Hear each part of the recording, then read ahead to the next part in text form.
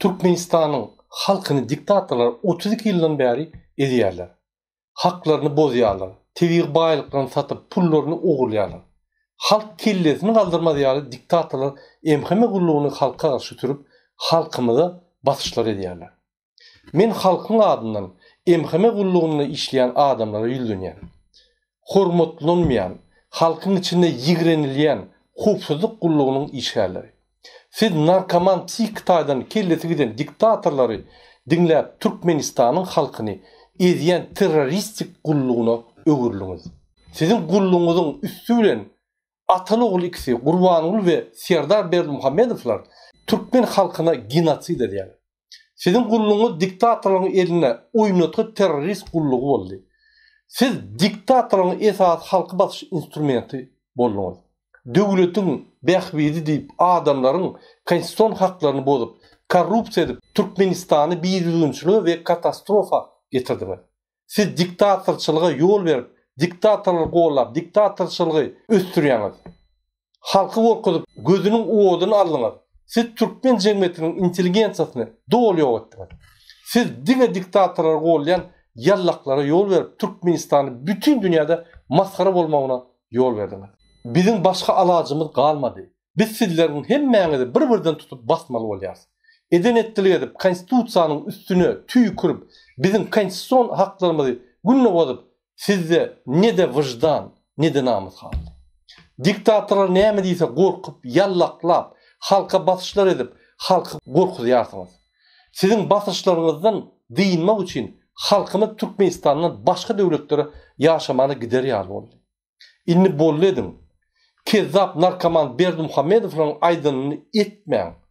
Türkmenistan'ın konstitusiyasını koran, Türkmenistan'ın konstitusiyasına hormat koyun. Siz kulluğa yan gelinizde yadınıza düşen olsa öz halkıma kulluk edecek deyip kasam ettiniz. Kasamınızı yadınızdan çıkardınız mı?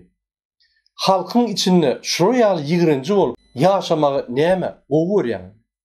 Halkın içinde teröristler ve halk düşmanları adını almayı utunan yok mu? Ya da sizin iki kelleli prezident Berdimuhamedovlar yali vicdansız namusunu undan kezzaplar. Sizde avraylı durmuş gerektir ha. Eğer de sizde adam sıfatınız bar bulunmasa, Türkmen kılık hiyatiyetiniz bar bulunmasa, halka buna yal düşmançılık etmerdiniz. Halkın düşmanı bolmardınız. Narkoman, Gurbanogul ve Serdar koğullamardınız. Bir kanun görkezmelerini etmerdiniz. Arkada kliçkalı bandit, kezzap, yurdu paçalı geçiriyor. Gözünü görün okmuş adatları. Bolunni halkın tarafına geçin. Halkımız şu iki kelleli diktator prezidentten halis bidar oldu. Biz ötün demokratiya devletini kuracak oluyoruz. İnni vakti geldi. Sizin koşulun halka. Yine de önküsiyalı. Halkın önüne böğüt olup dursanız, halk qaharına öylüğünüzü yakıp başlar. Özünüz öz yağdaylarınıza seyredin. Maşgalalarınızı fikredin. Sizin hem çağırın geleceği yitip var ya. Halkın qaharını getirseniz yine de tayak size deger. Gurbanogul'a dayanmayın. Gurbanogul samolyotuna minip patinkasını kaçıp gider. Onun samolyotunda size yerim olmaz. Sebebi onun öz karışları var. Bilmeyene ağlarsanız kaçıp gidenin. Halk ayağa alıyor. Gurbanogul kaçıp gitse, demokrasiya kurulup başlasa, Gurbanogul'u kaçan son siz neye mi edersiniz? Üstünüze halk tarafından bir topar ardalar dökülüyor. Basırıp gidersiniz. Gurbanogul sizi korap bilmez. Gaytan Gurbanogul'un öğüdü bize haş eder de meni öldürmeyin, gayrat edin deyip ağlar. Emheme kulluğundaki işgaller sizin az vaktiniz kaldı. Halkın tarafına geçecek bolsanız yine hazır vakti.